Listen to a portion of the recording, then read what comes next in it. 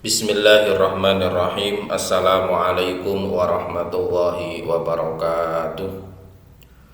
Alhamdulillahi rabbil alamin. Wassalatu wassalamu ala ashrafil anbiya'i wal mursalin Sayyidina wa habibina Muhammadin wa ala alihi wa ashabihi ajma'in. Wa la hawla wa la quwwata illa billahil aliyyil azim. Subhanaka la ilma lana illa ma 'allamtana innaka antal alimul hakim. Rabbi shrah lana sudurana wa yassir lana umurana wa khlul 'uqdatam min alsinatina yafqahu aqwalana. Amma ba'du. Pada kesempatan kali ini kita akan membahas pembahasan yang pertama, yaitu berkaitan tentang pengertian ilmu mawaris. Singkat saja, bahwasanya secara etimologis atau menurut bahasa, mawaris itu adalah bentuk jamak dari kata mirath, yang merupakan masdar dari kata warotha. Kalau di dalam ilmu sharaf itu ada tasrif warotha yarithu irthan wa mirothan. Di sini miroth jamaknya mawarith. Ilmu yang membahas tentang miroth atau mawaris namanya ilmu mawaris. Maknanya menurut bahasa adalah perpindahan suatu dari seseorang kepada orang lain atau dari suatu kaum kepada kaum lain. Perpindahan itu namanya mirath, mewarisi. Maka kalau kita disebut mewarisi, berarti apa yang dimiliki oleh orang lain itu menjadi berpindah kepada kepemilikan kita. Nah, perpindahan milik itulah yang disebut dengan mewarisi atau mirath, mawaris. Sedangkan maknanya menurut istilah, mawaris itu adalah berpindahnya hak kepemilikan dari orang yang meninggal kepada ahli warisnya yang masih hidup, baik yang ditinggalkan itu berupa uang atau harta benda atau tanah atau apa saja yang berupa hak milik yang sah atau legal secara syar'i. Nah, kemudian dari dua pengertian di atas, lughatan wa istilahan, atau menurut bahasa dan menurut istilah, kemudian ilmu atau fikih mawarith itu artinya adalah ilmun yu'rafu bihi man yarithu wa man la yarithu wa miqdaru ma likulli warithin. Ilmu yang mempelajari siapa-siapa saja ahli waris yang berhak menerima warisan, siapa yang tidak berhak menerima warisan, serta seberapa bagian-bagian tertentu yang diterima oleh setiap ahli waris. Membahas tentang siapa yang mendapat, siapa yang tidak mendapat, dan berapa bagian ahli waris masing-masing. Lah, ilmu yang membahas itu disebut dengan ilmu mawaris. Lah, fikih mawaris atau ilmu mawaris itu juga disebut dengan ilmu faraid atau fikih faraid. Ya. Faraidun, fa ra alif hamzah dot, ya. Faraid jamak dari lafadz faridah, fardun, faridah, mafrudah. yang menurut bahasa artinya adalah at-taqdiru wal qat'u, bagian yang telah dipastikan kadarnya.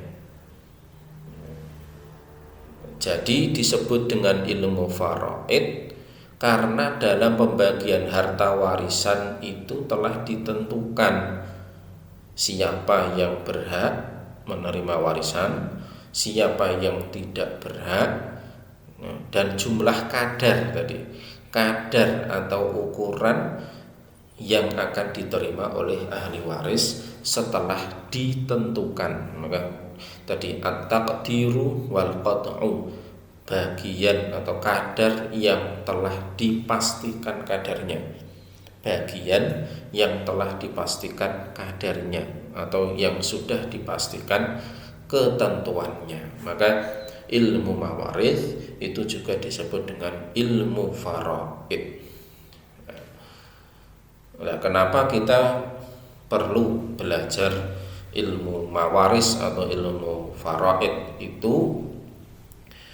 Di antaranya adalah kita sadar bahwasanya penetapan bagian-bagian warisan dan yang berhak menerima secara rinci dan jelas, bertujuan agar tidak terjadi perselisihan atau pertikaian antara ahli waris.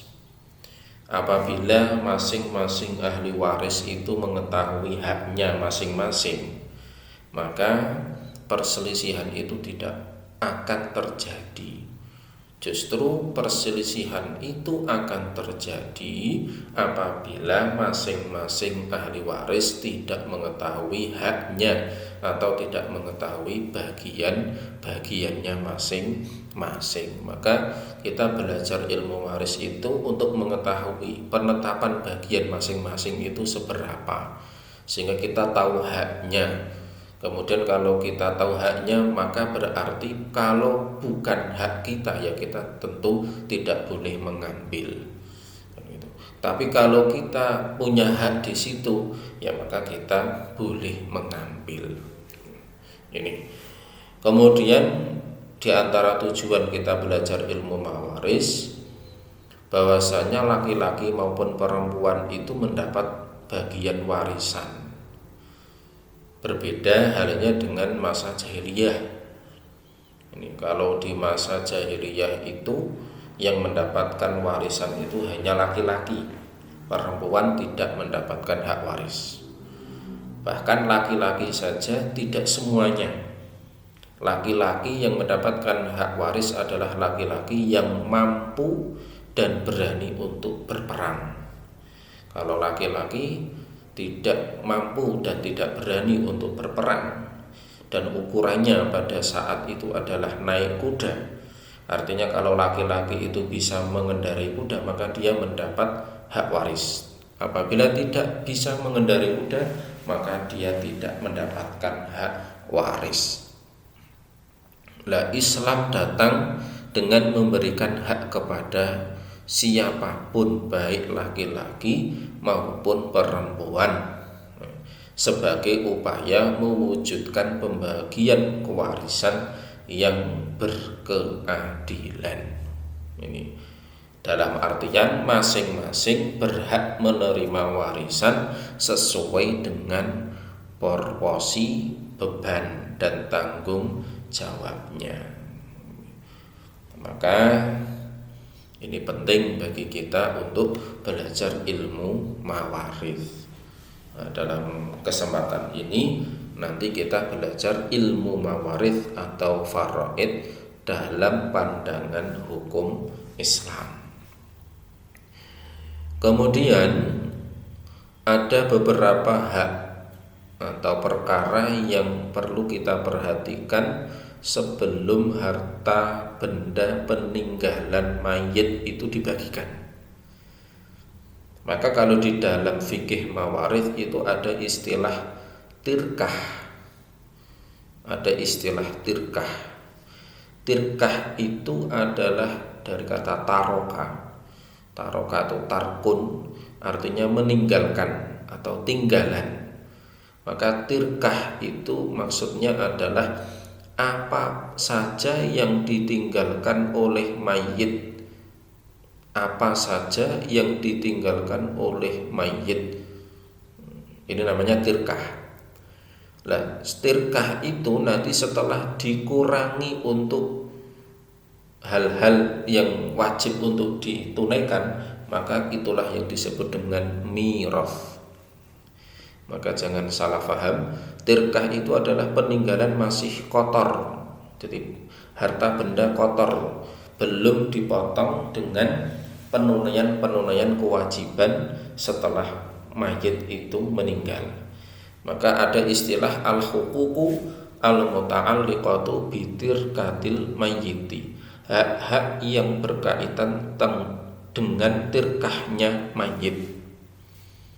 Yang pertama adalah tajhizul mayyit, atau sering kita sebut dengan tajhizul mayyit, perawatan mayit.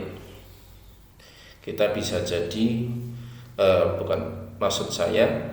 bisa jadi mayit itu meninggal tentu butuh pembiayaan, maka butuh dikafani, kemudian ketika dia dimakamkan butuh ongkos tukang penggali kubur, kain kafannya juga harus beli, dan lain-lain yang berkaitan tentang perawatan jenazah. Bisa jadi untuk memandikan mayit, karena bisa jadi tidak semua orang itu mau untuk memandikan mayit, kemudian menyewa orang untuk memandikan mayit, dan seterusnya. Itu namanya tajhizul mayit. Artinya harta yang ditinggalkan oleh mayit itu tidak boleh dibagikan selagi nanti hak-hak mayit itu ditunaikan. Yang pertama adalah perawatan. Yang kedua adalah qada'u dainil mutawaffa, menunaikan hutang orang yang meninggal atau mayit. Sekiranya ada hutang piutang, maka ditunaikan dulu sebelum harta waris itu dibagi. Maka kalau di dalam adat atau kebiasaan kita, biasanya dalam upacara pemakaman itu ada sambutan dari perwakilan tuan rumah yang menyatakan, misalkan apabila ada hak-hak mayit yang belum tertunaikan atau kewajiban-kewajiban mayit yang belum terbayarkan, maka misalkan hadirin bisa langsung menghubungi kepada keluarga. Maksudnya di sini adalah dalam rangka untuk menunaikan hutang piutang, apalagi kalau yang berhutang itu adalah mayit. Ini harus ditunaikan terlebih dahulu, karena ada sebuah hadis Rasulullah SAW tidak mau mensolatkan salah seorang sahabat yang meninggal di saat itu punya banyak hutang, sampai ada salah seorang sahabat yang sanggup menanggung hutang piutang mayit. Maka kemudian Rasulullah baru mau mensolatkan mayit itu. Ini menjadi sebuah hikmah bahwasanya harta waris tidak boleh dibagikan selagi hutang mayit belum terbayarkan. Hak yang ketiga, al-haqqu al-muta'allaqu bi'aini tirkah karrohni wa zakat. Ini menurut dalam mazhab Imam Syafi'i. Kalau sekiranya ternyata mayit itu kaya, belum sempat membayar zakat, ada gade yang belum terbayarkan, maka itu harus ditunaikan. Karena hakikatnya ar-rahan, zakat itu adalah hutang yang belum terbayarkan. Maka sekiranya harta itu kok sudah sampai pada nisab, maka dizakati terlebih dahulu sebelum dibagi kepada ahli waris. Yang keempat, wasiat. Ini wasiat li ghairi warithin bitsulusi fa aqall aw lil warithi bi ijazatil wirthah. Memberikan wasiat, perlu kita perhatikan, wasiat itu bukan warisan. Karena kalau warisan itu diberikan kepada ahli waris, Sementara wasiat diberikan kepada bukan ahli waris.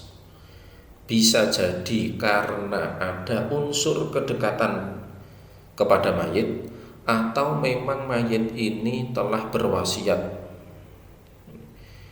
Jumlah maksimal wasiat itu adalah sepertiga.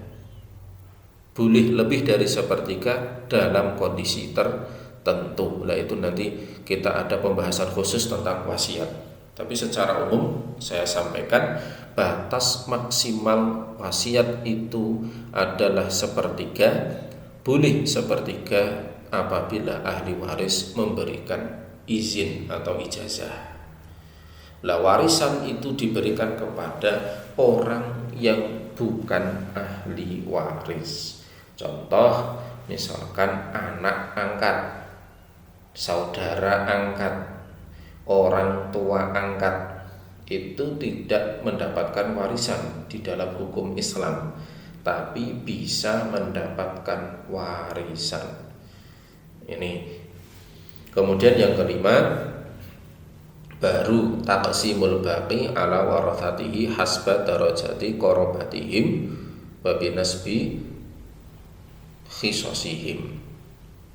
Baru kemudian sisa dari tirkah tadi setelah dikurangi biaya perawatan mayit, setelah dikurangi untuk membayar hutang mayit, setelah kemudian dikeluarkan zakatnya, setelah kemudian ditunaikan wasiatnya, sisanya itulah yang disebut dengan mirath. Maka kemudian baru dibagi kepada ahli waris. Ini sedikit yang saya sampaikan berkaitan tentang pengertian ilmu mawaris dan beberapa hak-hak yang wajib ditunaikan sebelum harta waris itu dibagikan kepada ahli waris. Demikian, wallahul muwaffiq ila aqwamit thoriq. Assalamualaikum warahmatullahi wabarakatuh.